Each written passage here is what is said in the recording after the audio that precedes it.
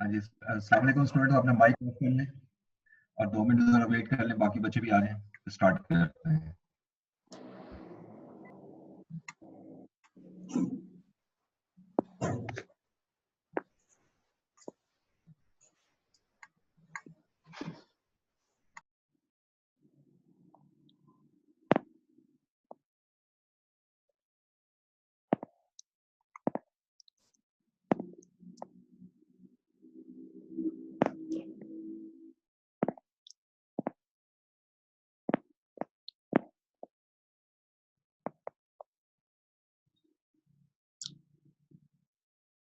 जी students, ये थोड़ा सा मैं आपको एक ब्रीफ कर लूँ इतनी देर, जब तक स्टूडेंट नहीं आता है, कि ये जो मैकेनिज्म आपको भेजा है ये मैंने ग्रुप में टेस्टिंग के हवाले से। ठीक है, सबसे पहला स्टेप ये है कि आप लॉग इन होंगे scans.pk में। ठीक है, स्टेप 2 में आप अपना ये लिंक दिया हुआ है व्हाट्सएप वेब। ठीक है, और आप अपना स्टूडेंट पोर्टल जो है लॉग इन करेंगे। जब आप लॉग इन कर लेंगे, अपना स्टूडेंट आईडी और पासवर्ड वो आप लोगों के पास होगा, उसको पुट करेंगे तो आपके पास एक स्क्रीन आ जाएगी। ठीक है, उसके अंदर एक सेकंड लास्ट पे लिखा हुआ है व्यू डाउनलोड टेस्ट। ठीक है, ये स्टेप 4 इसमें लिखा हुआ है right your student ID and password. उसको लिखने के बाद 5वें स्टेप पे फिर आपके पास लोड कर देंगे, ये लोड का बटन आएगा। जैसे ही लोड करेंगे तो आपके सामने व्यू बुक के नाम से टेस्ट आ जाएगा। ठीक है, और उसमें test ID entered by title, description और डेट वगैरह सब कुछ गिवन होगा। ठीक है, उसको आपने क्लिक करना है और वहां से डाउनलोड करना है। डाउनलोड करने के बाद आपने टेस्ट करके फिर उसी तरीके से अपलोड कर देना है। ठीक है, और अपलोड की फैसिलिटी भी यहाँ पर होगी। हाँ जी, ये सबसे एंड पे आ रहा है अपलोड टेस्ट आंसर शीट्स। ठीक है, यहां से आप अपलोड कर देंगे और कोशिश ये करेंगे पिक्चर या पीडीएफ हो, इन दोनों में आप करेंगे तो इजीली हो जाएगा। ओके जी, आज हम स्टार्ट लेते हैं। कुछ क्वेश्चंस आज प्रैक्टिस क्लास करेंगे FIR2 की। कुछ क्वेश्चन हम डिस्कस करते हैं। तो आपकी बुक से कुछ एग्जांपल्स ले रहा हूँ। ये पहले एक एग्जांपल शेयर करूंगा, फिर दोबारा स्लाइड पे आएंगे सॉल्व करने के लिए।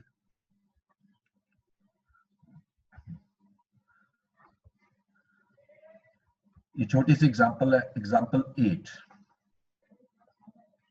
ठीक है, Henry during 2015 Henry has the following research and development project in progress। ठीक है, ये 2015 में वो बता रहे हैं कि ये प्रोजेक्ट आपके थे। प्रोजेक्ट है ए was completed at the end of 2014, यानी ये पिछले साल में ही एंड हो चुका था। Development expenditure brought forward at the beginning of 2015 was 412,500 on this project, so I can say this is the opening balance of development cost, और ये capitalized cost है क्योंकि ये पिछले साल कंप्लीट हो चुका है। Saving in production costs arising from the project are first expected to arise in 2015, यानी इसकी सेविंग जो है वो 15 से शुरू होंगी। In 2015 savings are expected to be ₹100,000, followed by saving of ₹300,000 in 2016 and 200,000 in 2017, यानी 3 सालों तक इसका बेनिफिट मिलेगा। हमने ये पढ़ा था इस IAS 38 में कि amortization shall be based on the future economic benefits, जो फ्यूचर में हमें बेनिफिट्स मिलेंगे उसकी बेसिस पे करेंगे। और फिर फर्दर हमने ये भी पढ़ा था if the future economic benefit can not be measured reliably then we will use the straight line method. इसलिए याद रखिएगा IAS 38 में straight line method is the second priority. तो फर्स्ट प्रायोरिटी में आपने देखना है कि फ्यूचर बेनिफिट्स दिए हुए हैं जैसे इस क्वेश्चन में दिए हुए हैं, तो आप इसकी बेस पर amortization रिकॉर्ड करेंगे। कैसे करेंगे वो तो अभी हम सॉल्व करते हैं। प्रोजेक्ट बी की तरफ आते हैं। Project B commenced on 1st April 2015। Project B जो है वो 1st April 2015 को हमने स्टार्ट लिया। Cost incurred during the year were ₹56,000, और इसमें आपने 56,000 की कॉस्ट भी इनकर की In addition to those costs, a machine was purchased on 1st April 2015 for rupees 30,000 for use on the project. Okay, आपने एक मशीन भी खरीदी है, लेकिन मशीन की जो लाइफ है, machine life has a useful life of 5 years. So सिर्फ ये नहीं है कि सिर्फ इसी प्रोजेक्ट के लिए खरीदी है, हाँ इस वक्त आप इस प्रोजेक्ट में यूज कर रहे हैं क्योंकि इसकी 5 years लाइफ है, तो ये किसी और प्रोजेक्ट पे भी यूज होगी. ये प्रॉपर्टी प्लांट एंड इक्विपमेंट में फॉल कर रही है.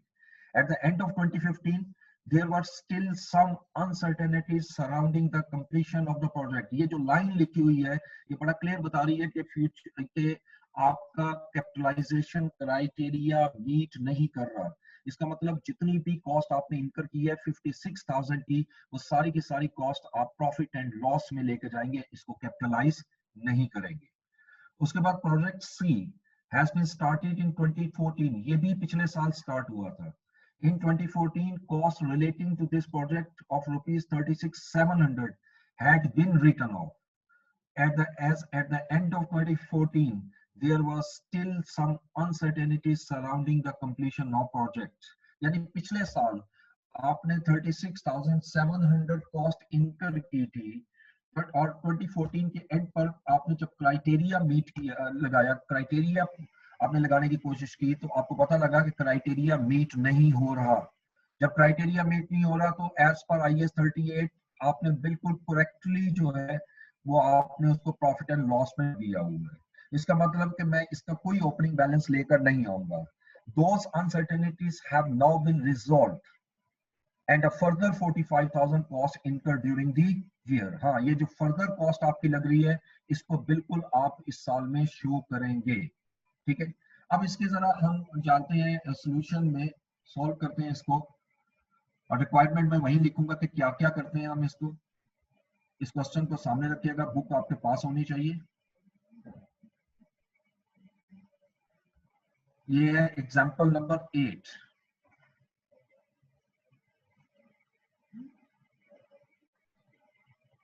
आज का लेक्चर आई थिंक 8 है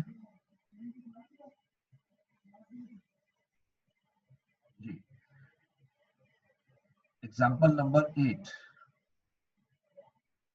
इसकी पहली रिक्वायरमेंट में लिख रहा हूं जी. Prepare extracts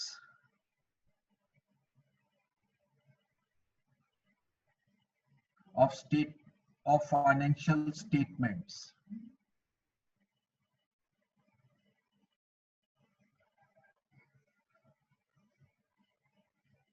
for the year ended. इसमें डेट नहीं दी हुई, हम 31 दिसंबर लेंगे.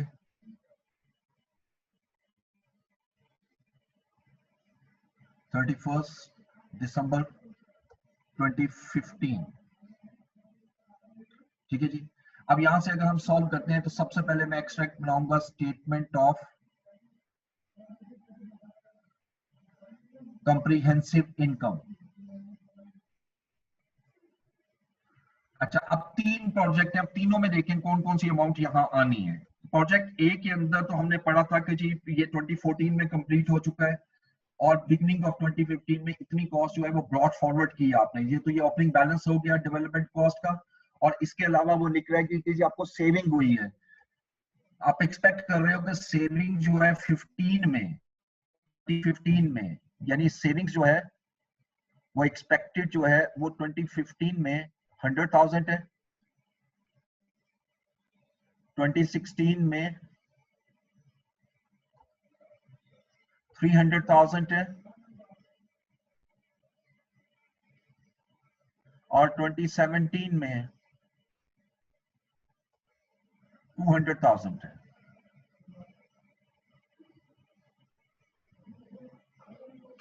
ओके जी, अब सिर्फ इसमें मुझे एमोर्टाइजेशन रिकॉर्ड करनी है. ये जो प्रोजेक्ट ए है इस पे सिर्फ एमोर्टाइजेशन रिकॉर्ड होगी. एमोर्टाइजेशन एक्सपेंस ये प्रॉफिट एंड लॉस को चार्ज होता है.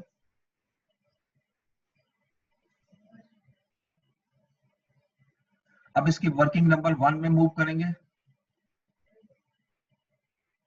और यहां वर्किंग 1 में आते हैं. जैसे हमने पढ़ा था कि amortization shall be based on future expected benefits. तो 2015 में amortization कैसे निकलेगी?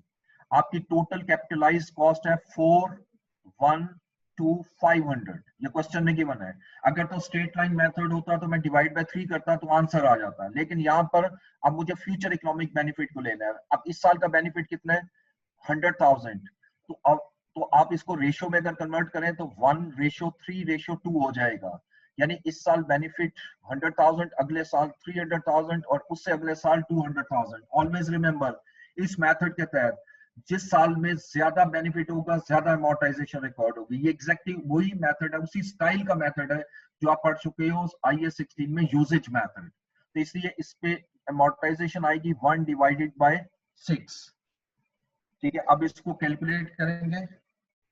4,125 divided by 6 which is equal to 68,750. This is the amount of amortization. ये अमाउंट मैं यहां ले आऊंगा 68,750। अब चूंकि amortization जो है ये मेरा एक्सपेंस है, इसलिए हम इसको माइनस में लिखें। ये प्रोजेक्ट ए हो गया। अब प्रोजेक्ट बी की अगर बात करें तो प्रोजेक्ट बी में उसने हमें बताया कि प्रोजेक्ट बी जो है वो मैं यहाँ पर थोड़ा सा शो करता जाता हूँ कि 1 अप्रैल 2015 को आपने स्टार्ट किया था और इस पर अब तक जो कॉस्ट लग चुकी है वो आपकी 56,000 की कॉस्ट लग चुकी है। ठीक है, लेकिन साल के एंड पर यानी 31 दिसंबर 2015 को वो ये लिख रहा है कि there are some uncertainties surrounding the completion of project. यानी इसका मतलब नो क्राइटेरिया इज मेट। तो जब क्राइटेरिया मीट नहीं होगा तो हमने क्या पढ़ा था कि जितनी अमाउंट आप इनकर कर चुके हो वो सारी प्रॉफिट एंड लॉस में राइट ऑफ कर दोगे। तो मैं यहां लिखूंगा development cost return of, development cost return of. और ये याद रखिएगा ये प्रोजेक्ट नंबर बी से रिलेटेड है। और ये हमने राइट ऑफ की 56,000 की अमाउंट। ये स्टेटमेंट ऑफ कॉम्प्रिहेंसिव इनकम में हमारा एक्सपेंस चार्ज होगा। उसके बाद इसी प्रोजेक्ट में फर्दर इंफॉर्मेशन ये दे रहा है कि आपने 1 अप्रैल 2015 को एक मशीन भी खरीदी है और इस मशीन की जो कॉस्ट है वो हमारी 30,000 है और इसकी जो यूजफुल लाइफ है वो 5 इयर्स है। रेजिडुअल वैल्यू गिवन नहीं है तो जीरो कंसीडर होती है। अब ऑब्वियसली मैं इसकी डेप्रिसिएशन रिकॉर्ड करूंगा और डेप्रिसिएशन मेरी यहां पर शो होगी डेप्रिसिएशन एक्सपेंस। इस एसेट पे जब मैं डेप्रिसिएशन निकालूंगा वर्किंग 2 में जाएंगे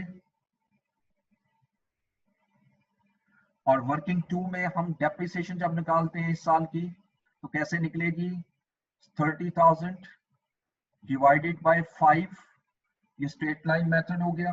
लेकिन चूंकि फर्स्ट आपने अप्रैल को डेप्रिसिएशन ली है आपने, आप एक मिनट जरा एक मैसेज में कर, ये क्लास के मुतालिक है।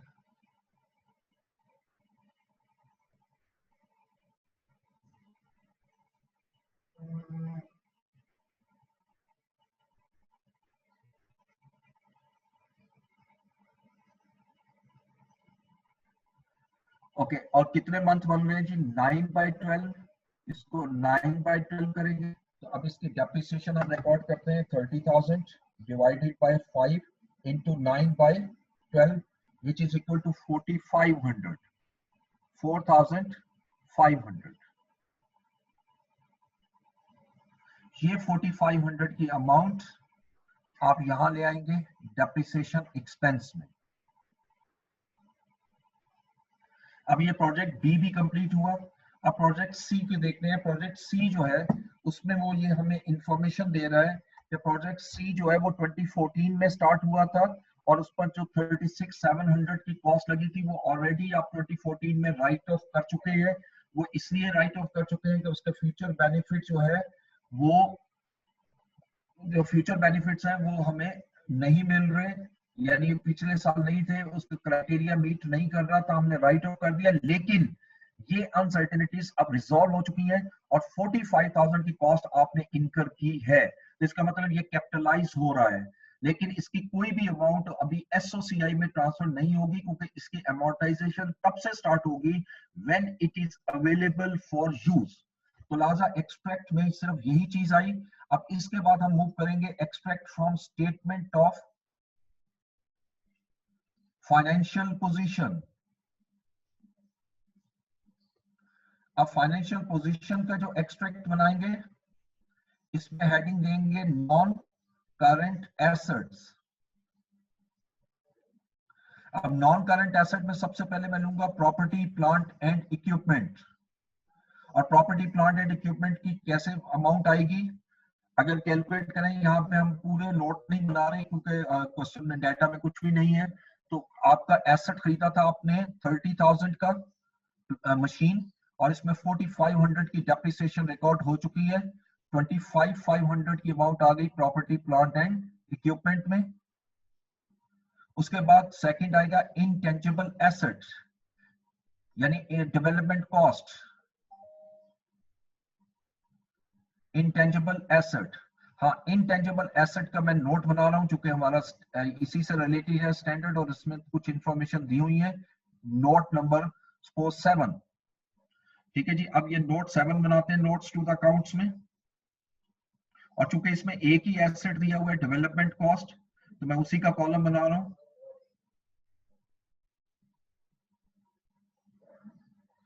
और इसका डिस्क्लोजर का फॉर्मेट एग्जैक्टली वही है जो आपने प्रॉपर्टी प्लांट एंड इक्विपमेंट में भी पढ़ा है। अब सबसे पहले आप स्टार्ट कहां से लेंगे इसको, कॉस्ट, जिसको ग्रॉस कैरिंग अमाउंट भी कहते हैं, एज एट 1 जनवरी 2015। लेकिन जब आपका साल शुरू हुआ था तो 3 प्रोजेक्ट थे, माइंड में रखिएगा। प्रोजेक्ट ए 14 में शुरू हुआ था और 14 में ही वो कैपिटलाइज हुआ। उसकी जो ओपनिंग अमाउंट है वो ये क्वेश्चन में मैंने यहाँ लिखी है 412,500, ये ओपनिंग बैलेंस आ गया। प्रोजेक्ट बी जो है वो तो स्टार्ट ही 15 में, उसका ओपनिंग बैलेंस कोई नहीं है। और जो प्रोजेक्ट सी है वो 2014 में जरूर स्टार्ट हुआ था, लेकिन उसका पिछले साल क्राइटेरिया मीट नहीं हो रहा था, उसका कोई भी बैलेंस अगले साल डेवलपमेंट कॉस्ट के तौर पर ट्रांसफर नहीं हुआ। ठीक है, तो ये ओपनिंग बैलेंस सिर्फ यही आएगा। अब आप लेंगे एडिशंस, कि साल के दौरान कितनी एडिशंस की हैं आपने डेवलपमेंट कॉस्ट में। लेकिन डेवलपमेंट कॉस्ट में कोई एडिशन हमने ए में नहीं की। बी की जहां तक ताल्लुक है तो बी में हमने बिल्कुल एडिशन की थी, लेकिन वो क्राइटेरिया मीट नहीं हो रहा था, इसलिए वो डायरेक्टली प्रॉफिट एंड लॉस में ट्रांसफर हो गया। और जो प्रोजेक्ट सी है इस पर हमने 45,000 की कॉस्ट लगाई है मजीद, ये एडिशंस में आ गए। और डिस्पोजल कोई नहीं है, तो लिहाजा ये 457,500। अपने ऑडियो ऑफ करें प्लीज। एज एट 31 दिसंबर 2015। इसके बाद मैं अगली हेडिंग दूंगा एक्यूमुलेटेड amortization।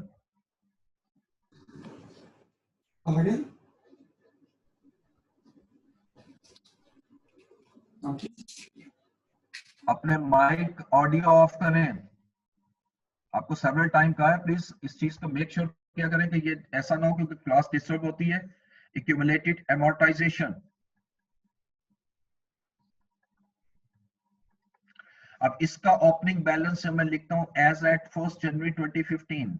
मेरे पास किसी किस्म का कोई ओपनिंग बैलेंस नहीं था। क्यों नहीं था? क्योंकि प्रोजेक्ट ए अमोर्टाइज हुआ ही नहीं, वो इस साल से शुरू हो रहा है, और बी और सी अभी मुकम्मल ही नहीं हुए, बल्कि बी में तो अनसर्टेनिटीज हैं।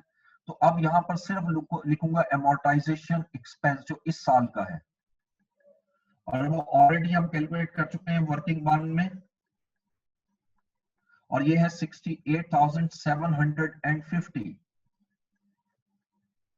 ये माइनस में लिखेंगे क्योंकि एक्सपेंस है, और इसके बाद यही अमोर्टाइजेशन का क्लोजिंग बैलेंस आ जाएगा 31 दिसंबर 2015, 68,750। अब उसके बाद डिस्क्लोजर में हमने लिखना होता है ग्रॉस नेट कैरिंग अमाउंट।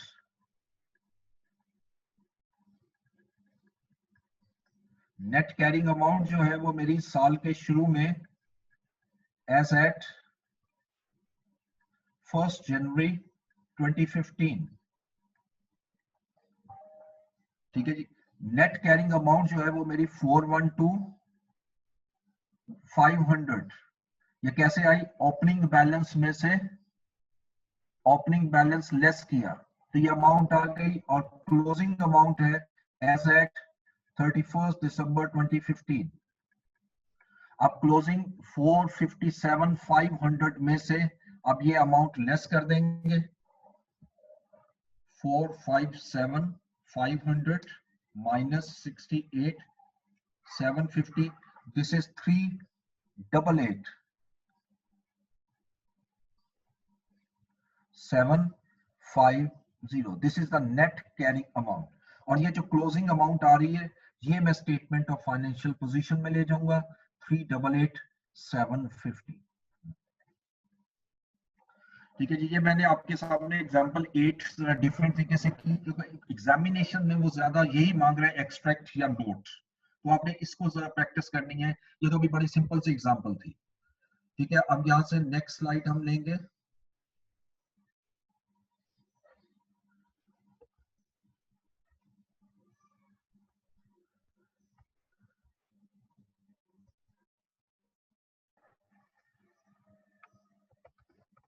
जी, तो अब नेक्स्ट क्वेश्चन की तरफ ही आऊंगा।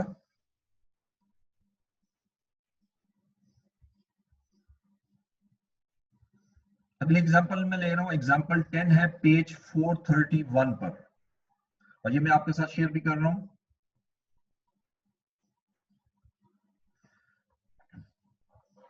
ये पास पेपर का क्वेश्चन है आपका, राइजन इंटरनेशनल। पहले पूरा क्वेश्चन पढ़ लेते हैं, इसमें इसकी रिक्वायरमेंट जो है वो डिस्क्लोजर ही होगा, वही उसी तरीके से हम सॉल्व करेंगे। Ryzen International RI is planning to expand its line of products. The related information for the year ended 31st December 2015 is as follows. Number one, research and development of a new product commenced on 1st January 2015. On 1st October 2015, the recognition criteria for capitalization of an internally generated intangible asset were met.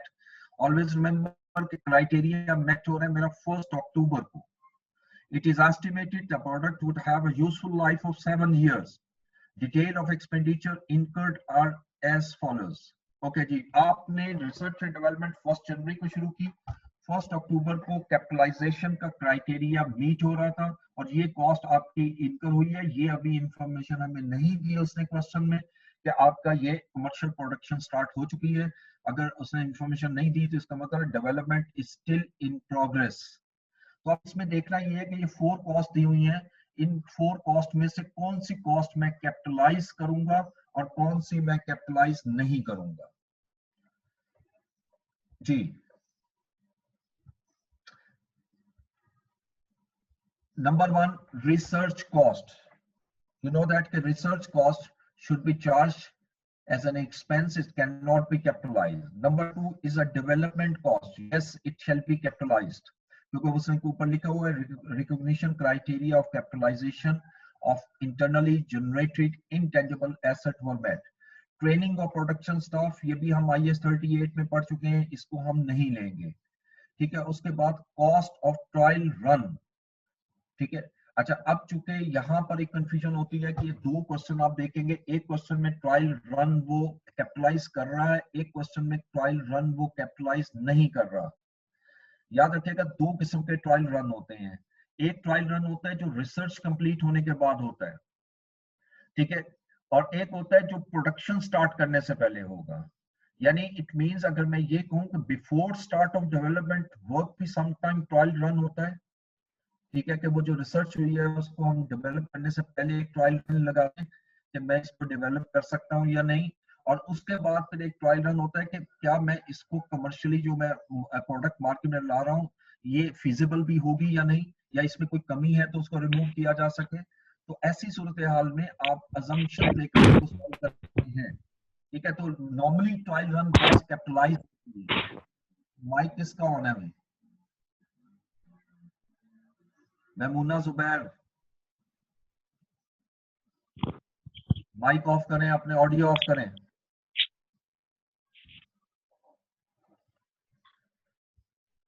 Maimuna Zubair, अपना audio of करें।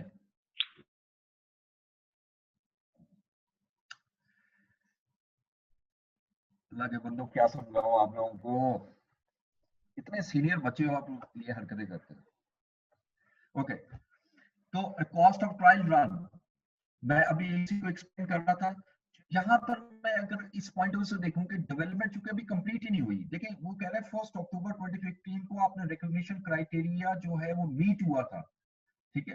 तो अब इसका मतलब meet हो गया तो development शुरू हो चुकी है। तो ये ट्रायल रन के मुतालिक मैं कह सकता हूँ कि ये डेवलपमेंट से भी रिलेट करती है, ये रिसर्च से भी हो सकती है, लेकिन मैं इसको कैप्चर करूंगा इस पॉइंट ऑफ से, ये असम्पशन लेते हुए कि ये ट्रायल रन कॉस्ट जो है ये आपकी डेवलपमेंट फेज से रिलेट करती है, ठीक है। उसने इसको कैपिटलाइज नहीं किया हुआ इस वजह से कि उसने रिसर्च अज्यूम की है। तो इसलिए याद रखिएगा कि इसको कैपिटलाइज कर सकते हैं, लेकिन ऐसी सूरत में असम्पशन आप लिख लीजिएगा तो ज्यादा बेटर है, ठीक है। तो 9.8 अमाउंट मैंने इसको कैपिटलाइज की। Number 2, the right to manufacture a well-established product under a patent for a period of 5 years was purchased on 1st March 2015 for 17 million। आपने एक राइट बाय किया है पेटेंट का 17 मिलियन का राइट है, 1st March 2015 को आपने परचेज किया है। Patent has an expected remaining useful life of 10 years, और इसकी जो यूजफुल लाइफ है वो हमारी 10 years है। RI has option to renew the patent for a further period of 5 years for a sum of 12 million। जी, मैंने आपको कल IS 38 जब हम लास्ट टाइम पढ़ रहे थे उसमें एक पैराग्राफ पढ़ा था, ये जो आपका यूजफुल लाइफ का है, वहां पर एक कंडीशन हमने डिस्कस की थी कि रिन्यूअल पीरियड जो है वो हम बिल्कुल यूजफुल लाइफ में ऐड कर सकते हैं और करेंगे when two conditions are met. Its management intended to renew it at right now, and number 2, the amount is insignificant। देखिए अब बड़ी क्लियर है कि जो रिन्यूअल कॉस्ट है यहाँ पर 12 मिलियन है, और जबकि आपने पेटेंट बाय किया 17 मिलियन का, तो it is a significant amount. तो ये आप 10 इयर्स लाइफ जो है वो नहीं लोगे, आप सिर्फ और सिर्फ 5 इयर्स लाइफ लोगे जो उसकी लीगल लाइफ है, ठीक है। तो रिन्यूअल पीरियड इसके अंदर इंक्लूड नहीं होगा। तो शॉर्टर का कॉन्सेप्ट यहाँ अप्लाई होगा, तो हम यहाँ पर 5 इयर्स पे अमोर्टाइजेशन लेंगे 17 मिलियन की अमाउंट पर, और from 1st March to 31st December। इसी तरह नंबर 3, RI has acquired, जी सर अगर ये इनसिग्निफिकेंट होती तो हम इसकी जो अमाउंट है वो भी इसके अंदर ऐड करते और ईयर्स भी 10 लेते फिर। नहीं, अमाउंट ऐड नहीं करते आप, क्योंकि इनसिग्निफिकेंट कहते हैं इसलिए कि हम इसको ऐड नहीं करेंगे, सिर्फ वो और तो इनकम ही नहीं हुई। सिर्फ लाइफ जी, लेनी थी 10, सिर्फ लाइफ की बात हो रही है, वो गूगल पैराग्राफ लाइफ से रिलेट कर रहा है, ठीक है। ठीक है सर, शुक्रिया। Okay, thank you. अच्छा, उसके बाद number 3, RI has acquired। Life इसकी सर इसकी लाइफ 10 नहीं होगी, किसकी क्योंकि लाइफ? क्योंकि एक्स्ट्रा जो हम जो रिन्यूअल पे करेंगे 12 मिलियन का, उससे 5 इयर्स की लाइफ बढ़ जाएगी। आपने अगर स्लाइड पढ़ी है आपने, तो मैंने कल आपको एक्सप्लेन की थी क्लास में, अल्लाह के बंदो, मैं वो दोबारा खोलूं आपके सामने अगर इजाजत हो? नहीं, मैं पूछ रहा हूँ आपसे। नहीं, मैं आपको स्टैंडर्ड की वो वर्डिंग मैं इसलिए कहता हूँ ना, अल्लाह के बंदो स्टैंडर्ड पढ़ लिया करो तो ज्यादा बेहतर है ना। मैं आपको एक्सप्लेन करता हूँ वहीं से जाके, ठीक है, ताकि आपको कंफ्यूजन ना रहे। ठीक है, मुझे 1 मिनट दीजिएगा, मैं उस पैराग्राफ में आ जाऊं। यूजफुल लाइफ,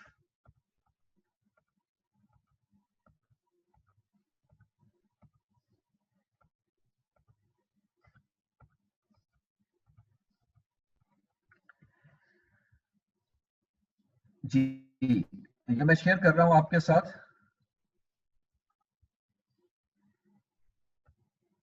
प्रेजेंटेशन स्लाइड, जरा देखिएगा। Entity shall assess whether the useful life of intangible asset is finite or indefinite, and if the useful life can be measured the length or number of production or similar unit constituting that useful life. Intangible assets shall be regarded as entity having an indefinite useful life. अच्छा, ये तो खैर वो उससे related है, कब useful life है और कब नहीं, ठीक है। और ये देखिएगा, ऐसा एसेट जिसकी यूजफुल लाइफ को डिटरमिन किया जा सकता हो, एलोकेटेड और सिस्टमेटिक बेसिस और useful life, amortisation shall begin when it is available for use, और ये भी नहीं है पैराग्राफ।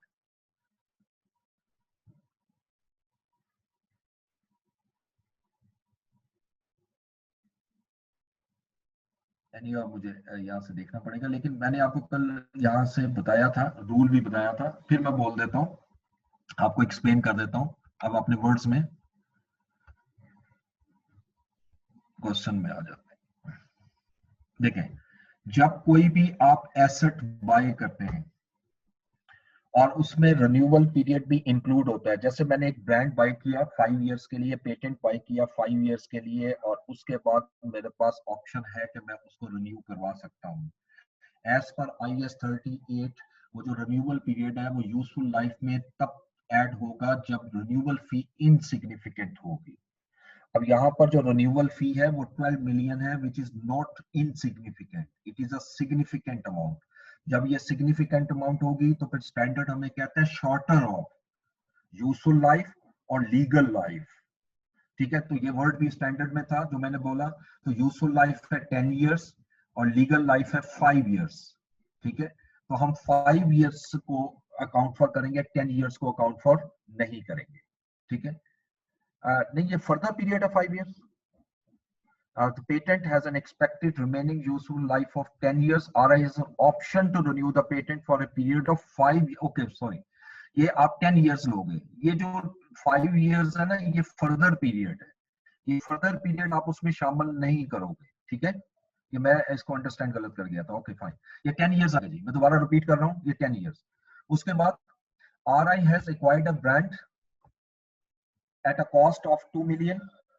अब आपने एक ब्रांड बाय किया 2 मिलियन का, the cost was incurred in the month of June 15। the life of the brand is expected to be 10 years, ये life है। currently there is no active market for this brand, however RI is planning to launch an aggressive market campaign in February 2016।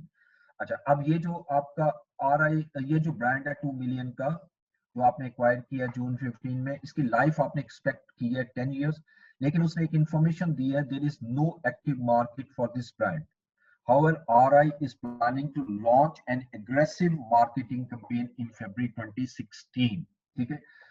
तो इस सूरत में क्या इसको amortise करना चाहिए या नहीं? चूंकि यहाँ पर किसी किस्म की कोई एक्टिव मार्केट नहीं है, तो लाइफ जो आपने एक्सपेक्ट की है ये रिलायबल नहीं होगी, इसलिए आप इसको इनडेफिनेट यूजफुल लाइफ लेते हुए अमोर्टाइज नहीं करेंगे, ठीक है। Next, number 4, in September 14 RI developed a new production process and capitalized it as an intangible asset at rupees 7 million। 7 million पे आपने इसको कैपिटलाइज किया। The new process is expected to have an indefinite useful life. During 2015, RI incurred further development expenditure of 3 million on the new process, which meets the recognition criteria for capitalization of an intangible asset, ठीक है।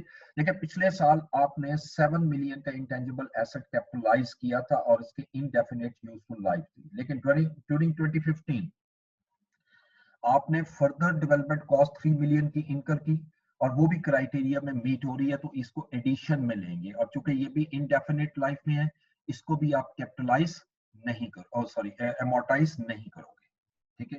तो ये question में सिर्फ मैंने discussion के हद तक रखा कि इसको जरा बिल्कुल उसी स्टाइल में सॉल्व करना है जैसे मैंने पहले किया था। कौन सी अमाउंट एसओसीआई में आएगी, कौन सी एसओएफपी में आएगी, ये सारी अमाउंट अब आपने कैलकुलेट खुद करनी है, ठीक है।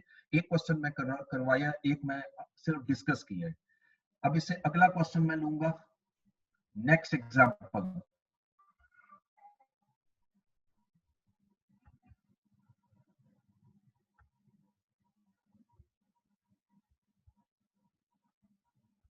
नेक्स्ट एग्जांपल है 11, ये मैं इसके साथ शेयर कर रहा हूं आपको। Page number 400 and I think 40 पे है, 440। अच्छा, ये क्वेश्चन थोड़ा सा डिफरेंट है क्योंकि अभी हमने कंसोलिडेशन नहीं पढ़ी, लेकिन खैर ये हो जाएगा, उससे इतना लेंथी नहीं है। ज़ोक incorporation is a multinational company as part of the vision to expand its business in South Asia. It purchased 90% share of locally incorporated company Momin Limited. यानी it means Zoc company ने Momin company के 90% share acquire कर लिए। So it means Zoc is a parent company and Momin is a subsidiary company. Following are the brief descriptive details of the acquisition. अब देखें, date of acquisition जनवरी 1 2014, इस date को आपने acquire किया। Total paid up capital of Moman limited ₹10 each, 500 million. जिस company को आप acquire कर रहे हो उसका पेड अप कैपिटल 500 मिलियन है। परचेज प्राइस पर शेयर 30, हम इसको परचेज कर रहे हैं 30 पर शेयर में। Net assets of Moman limited as per 2013 audited financial statements, ये उसके नेट एसेट्स आ गए 650 मिलियन। और fair value of assets other than intangible assets, यानी इसमें इंटेंजिबल एसेट मोमन के शामिल नहीं है, ये 1.1 बिलियन आ गई। Moman limited has an established line of products under the brand name of Badar. On behalf of Zoc Incorporation, a firm of specialists has valued the brand as 100 million with an estimated useful life of 10 years. यानी उसकी जो valuation है वो 10 million की, ठीक है। It is expected the benefit will spread equally over the brand's useful life.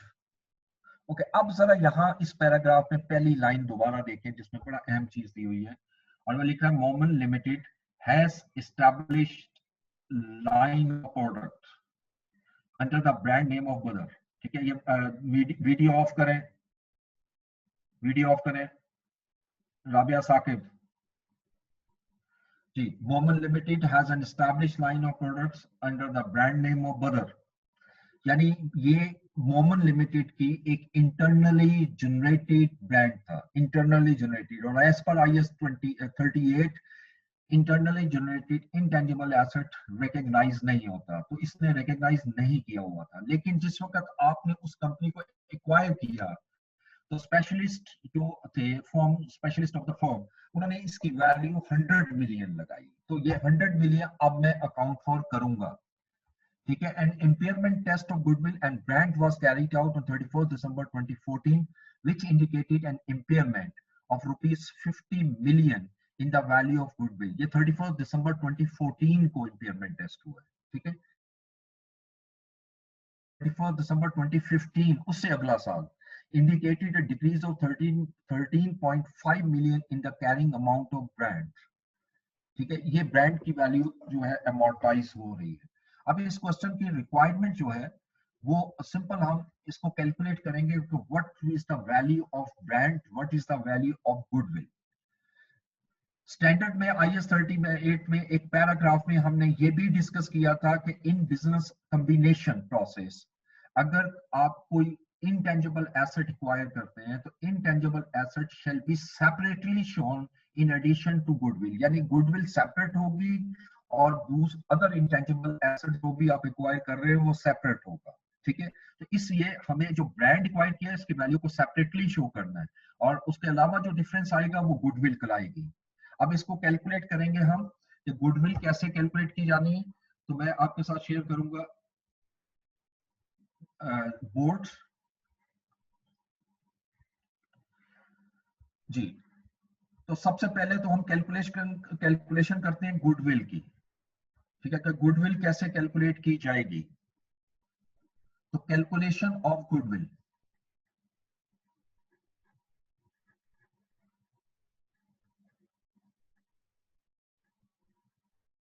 Goodwill is basically a difference between two things. यानी अगर मैं सिंपल, बहुत एक सिंपल लैंग्वेज में कहूं कि एक एसेट होता है उसकी वैल्यू होती है, और एक